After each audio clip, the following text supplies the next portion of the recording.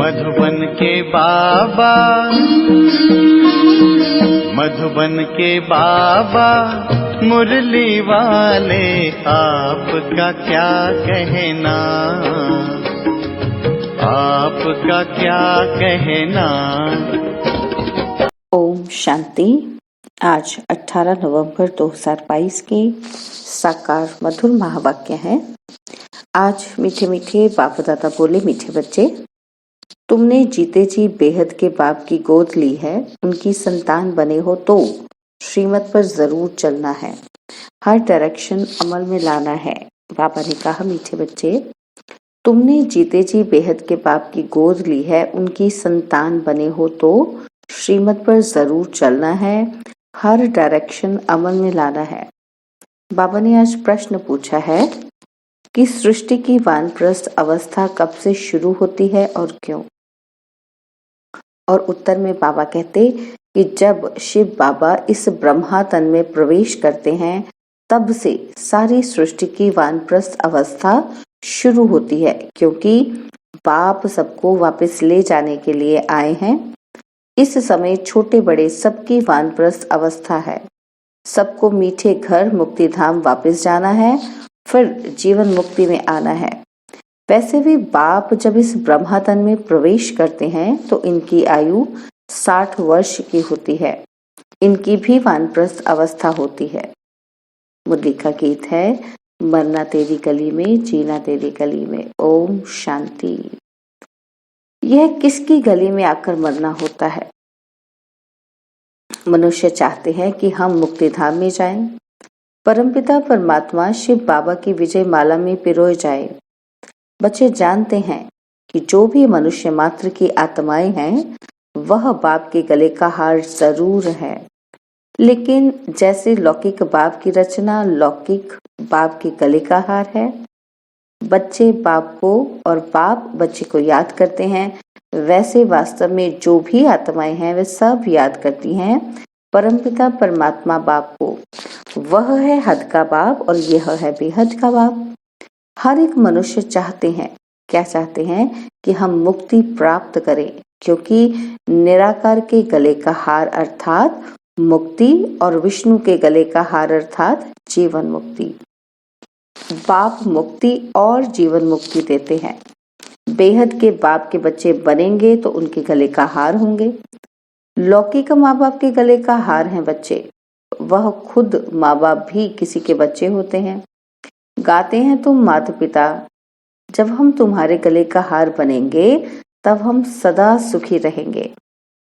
बेहद के बाप को याद करते हैं, परंतु उनके गले का हार कैसे बनेंगे, वह आश रहती है। सो तो जब त्रिमूर्ति शिव बाबा आए, आकर तीनों को रचे, ब्रह्मा विष्णु शंकर को, तब ब्रह्मा द्वारा बेहद बाप के गले का हार बन सके। पहले लौकिक माँ बाप के गले का हार है, उनसे जीते जी मरकर पारलौकिक बाप का बने तब वर्षा मिले। तो कैसे वर्षा मिलेगा? लौकिक माँ बाप से जीते जी मरकर। जब हम पारलौकिक बाप का बनते हैं तब वर्षा मिले। जैसे कोई साहूकार गरीब के बच्चे को अडॉप्ट करते हैं तो आकर साहूकार की गोद लेते हैं जीते जी। वह गरीब भी जीते जी तो है ना, दोनों याद रहते हैं। तुमको भी लौकिक और पारलौकिक दोनों संबंध याद है, दोनों से मिलन होता है। तुमने पारलौकिक माँ बाप की गोद ली है, उनसे सुख घनेरे लेने के लिए। वह हुई हद की गोद और यह है बेहद की गोद। जीते जी गोद ली है। जानते हो, इनकी गोद लेने से हम देवी देवता कुल में सुख घनेरे पाएंगे। तो जिस माता पिता की संतान बने हो उनको जरूर याद करना पड़े। श्रीमत तो गाई हुई है ना, अब तुम प्रैक्टिकल उनकी मत पर चल रहे हो। ऐसे भी नहीं कि झट से सब अडॉप्ट हो जाते हैं, नहीं, आहिस्ते आहिस्ते बनते हैं। अब देवी देवता धर्म की स्थापना हो रही है, झाड़ धीरे धीरे वृद्धि को पाता है। क्रिश्चियन भी पहले क्राइस्ट आता है, तो फिर 10, 20, 50 बढ़ते जाते हैं। यह झाड़ यहाँ सामने बढ़ता है, क्राइस्ट चला जाता है, फिर भी आकर अंत में शामिल होता है। यह तो बेहद का बाप है। बहुतों को शिव बाबा के गले का हार बनना पड़ेगा। तब फिर विष्णु के गले का हार बनेंगे। शिव बाबा तो है निराकार, ब्रह्मा द्वारा मुख वंशावली रचते हैं। त्रिमूर्ति शिव का भी अर्थ है, त्रिमूर्ति ब्रह्मा का अर्थ नहीं निकलता। बाबा करेक्शन भी करते रहते हैं। गोले के नीचे लिखना है सुदर्शन चक्र, उस गवर्नमेंट का चरखा लगा हुआ है ना, तो यहाँ सुदर्शन चक्र है। दिन प्रतिदिन करेक्शन होती रहती है। बाबा ने समझाया है, क्या समझाया है कि हमेशा त्रिमूर्ति शिव जयंती कहना है। शिव बाबा ब्रह्मा द्वारा वर्षा देते हैं, शिव बाबा है तो वर्षा भी साथ में जरूर चाहिए। तो यह विष्णु है वर्षा, फिर शंकर द्वारा विनाश गाया हुआ है, इसलिए त्रिमूर्ति का चित्र है मुख्य। त्रिमूर्ति चित्र चला आया है, वहां भी तुम राज्य करते हो तो तख्त के पिछाड़ू विष्णु का चित्र रहता है। यह जैसे कोट ऑफ आर्म्स है, इसका अर्थ मनुष्य नहीं जानते। बाप ने तुम बच्चों को समझाया है। यह ज्ञान अभी तुमको मिला है, देवताओं के पास यह ज्ञान नहीं रहता। तीसरा नेत्र तुम ब्राह्मणों का खुलता है। बाप कितना सहज समझाते हैं, मन मना भव। बाप और वर्षे को याद करो, ब्रह्मा मुख वंशावली हो ना, तुम ज्ञान गंगाएं भी ठहरे। तुम हो ज्ञान सागर द्वारा ब्रह्मा मुख कवल से निकली हुई मुख वंशावली, ज्ञान कुमार कुमारियां, तो तुम हो ज्ञान सागर के बच्चे। वास्तव में सच्चा सच्चा तीर्थ तो यह है, आत्माओं और परमात्मा का यह है सच्चा संगम। ज्ञान सागर और ज्ञान गंगाएं, यह बड़ी गुप्त समझने की बातें हैं। मोटी बुद्धि वाले यह नहीं समझ सकेंगे। उन्हों के लिए फिर सहज युक्ति है, कौन सी? कि शिव बाबा और वर्षे को याद करो इन द्वारा। यह बुद्धि में होने से खुशी का पारा चढ़ेगा। गॉडली स्टूडेंट लाइफ है ना, बेहद का बाप हमको पढ़ा रहे हैं। अभी तुम्हारी बुद्धि में राजयोग का ज्ञान है, जिससे तुम प्रारब्ध पाते हो। वहां इस नॉलेज की दरकार नहीं, दरकार यहाँ है।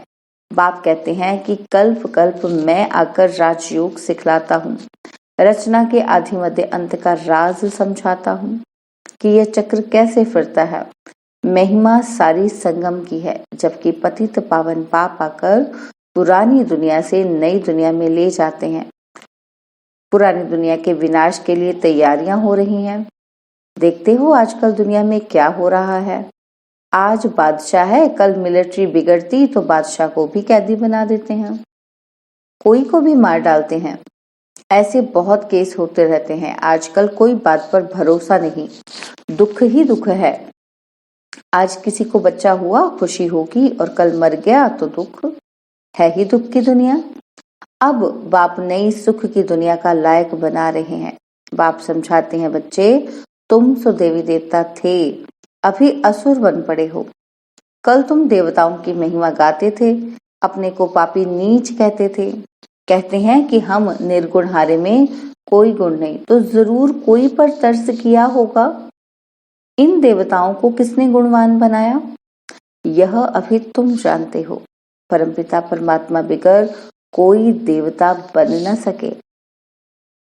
मनुष्य बिल्कुल विकारी पतित बन पड़े हैं, बूढ़े हो जाते हैं तो भी विकार में जाते रहते हैं। तो पापा कहते नहीं तो कायदा है कि 60 वर्ष के बाद वानप्रस्थ लेना चाहिए। पहले ऐसे करते थे, 60 वर्ष के अंदर अपना बोझा उतार बच्चों को दे देते थे। अब 60 वर्ष की आयु में भी बच्चे पैदा करते रहते हैं।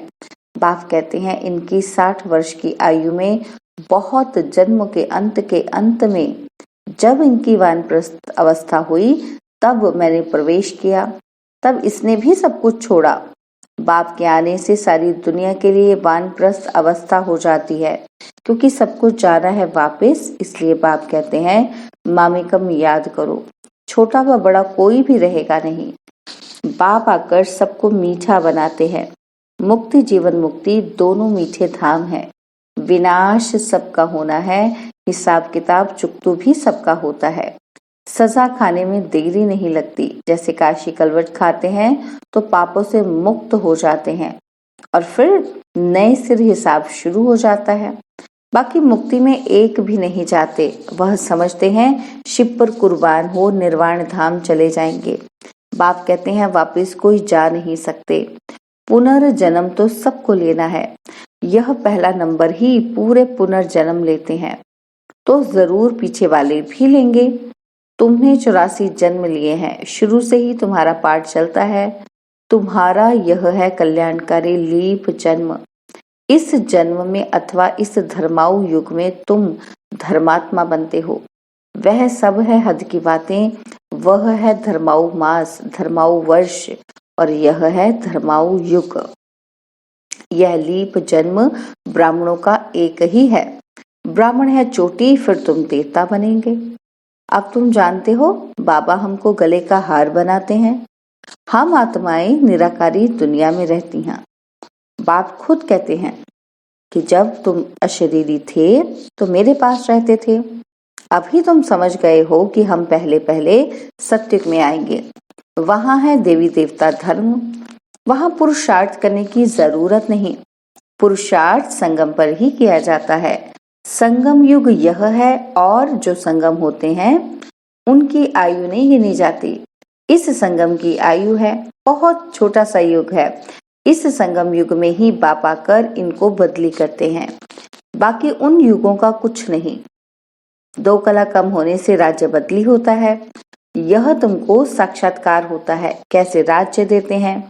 संगम युग में बाप आकर पतितों को पावन बनाते हैं। इसलिए इस युग की आयु जब से बाप आया है तब से गिनेंगे तो जरूर वह आया हुआ है। वही ज्ञान का सागर है। उनकी मुख वंशावली ज्ञान नदियां यह ब्रह्मा कुमार कुमारियां हैं। इनसे ही ज्ञान पाना है। बाबा ने कहा है कि कोई ऐसी चीज नहीं बनाओ जो समझाना सहज हो। उसमें त्रिमूर्ति शिव जयंती लिखो। बाबा डायरेक्शन देते हैं परंतु बनाने वाला होशियार चाहिए। इस ज्ञान यज्ञ में विघ्न भी किस्म किस्म के पड़ते हैं। फिर सर्विस ढीली हो जाती है। शिव जयंती आई के आई। बड़े धूमधाम से मनानी है। दिल्ली में तो बहुत धूमधाम हो सकती है। दोनों के कोट ऑफ आर्म्स दिखाएंगे। हम अपनी ईश्वरीय बात करते हैं। बाप है ही कल्याणकारी और बच्चे भी औरों का कल्याण करते रहते हैं तो बाप देखकर खुश होता है। कहा जाता है चैरिटी बिगिंस एट होम। मित्र संबंधियों को भी समझाना है नहीं तो उल्हाना देंगे। पॉइंट्स बहुत अच्छी मिलती है। चित्र भी अच्छे हैं। माला भी कितनी अच्छी है। रुद्र माला बन फिर विष्णु की माला बनती है। तुम ब्राह्मण हो सच्ची सच्ची गीता सुनाने वाले। सच्ची सच्ची यात्रा का राज तुम समझाते हो। यहाँ बैठे तुम याद की यात्रा में रहो तो पाप भस्म हो जाएंगे। तमो प्रधान से सतो प्रधान बनने का और कोई उपाय नहीं। योग की बहुत महिमा है। मेहनत भी इसमें है। बहुत तूफान आते हैं। सहज भी है तो मुश्किल भी है। तुम्हारी योग तपस्या के भी चित्र है। राजाई का भी चित्र है। राजयोग से तुम देवता बनते हो। तुम राज ऋषि हो। वह हठ योग ऋषि हैं। तुमको नेचुरल जटाएं हैं। अभी हम सब बाबा के गले का हार हैं। सब भाई भाई हैं। बाप से वर्षा भी मिलता होगा। प्रजापिता ब्रह्मा भी गाया हुआ है। वह निराकार पिता और यह साकार पिता। शंकर के लिए दिखाते हैं कि आंख खोली विनाश हुआ। शंकर को पार्वती गणेश आदि दिखलाकर गृहस्थी बना दिया है। अंधश्रद्धा बहुत है। बाप कहते हैं मैंने तुमको साहूकार बनाया था। तुमने मंदिर बनाकर शास्त्र बनाकर दान कर फालतू खर्चा करते करते दुर्गति को पा लिया। यह भी ड्रामा में नूंद थी तब तो बाप बैठ समझाते हैं। बाबा तुमको त्रिकालदर्शी बनाते हैं। तीनों कालों का ज्ञान तुम्हारी बुद्धि में है। अच्छा मीठे मीठे सिकिलदे बच्चों प्रति माता पिता बाप दादा का याद प्यार और गुड मॉर्निंग। रूहानी बाप की रूहानी बच्चों को नमस्ते। हम रूहानी बच्चों की रूहानी बाप दादाजी को दिलवा जान सिखवा प्रेम से नमस्ते। ओम शांति। प्यारे बाबा, मीठे बाबा, मेरे बाबा, शुक्रिया बाबा, शुक्रिया बाबा, शुक्रिया बाबा। धारणा के लिए मुख्य सार है। पहला पॉइंट है यह धर्माऊ युग है। इस समय धर्मात्मा बनना है, सबका कल्याण करना है, मुक्ति और जीवन मुक्ति में चलने का रास्ता बताना है। और सेकंड पॉइंट है, हमारी यह गॉडली स्टूडेंट लाइफ है। बेहद का बाप हमको पढ़ा रहा है, इस खुशी में रहना है। बाबा ने आज वरदान दिया कि योग की करंट के वाइब्रेशंस द्वारा किले को मजबूत करने वाले यज्ञ रक्षक भव। योग की करंट के वाइब्रेशन द्वारा किले को मजबूत करने वाले यज्ञ रक्षक भव। जैसे ब्राह्मण फैमिली बढ़ाने की प्लानिंग करते हो, ऐसे अब यह भी प्लान करो कि जो कोई भी आत्मा ब्राह्मण परिवार से किनारे नहीं हो जाए। किले को ऐसा मजबूत बनाओ कि जो कोई जा ही नहीं सके। जैसे चारों ओर करंट की तारें लगा देते हैं, तो आप भी योग के वाइब्रेशंस द्वारा करंट की तारें लगा दो। जब इस यज्ञ के किले को अपने योग के पावरफुल वाइब्रेशन द्वारा मजबूत बनाने का संकल्प इमर्ज हो, तब कहेंगे यज्ञ रक्षक।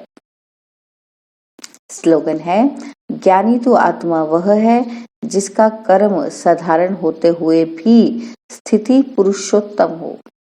ज्ञानी तो आत्मा वह है जिसका कर्म साधारण होते भी स्थिति पुरुषोत्तम हो।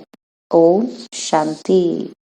और अब यह एक बहुत अच्छी वीडियो भी जरूर देखें।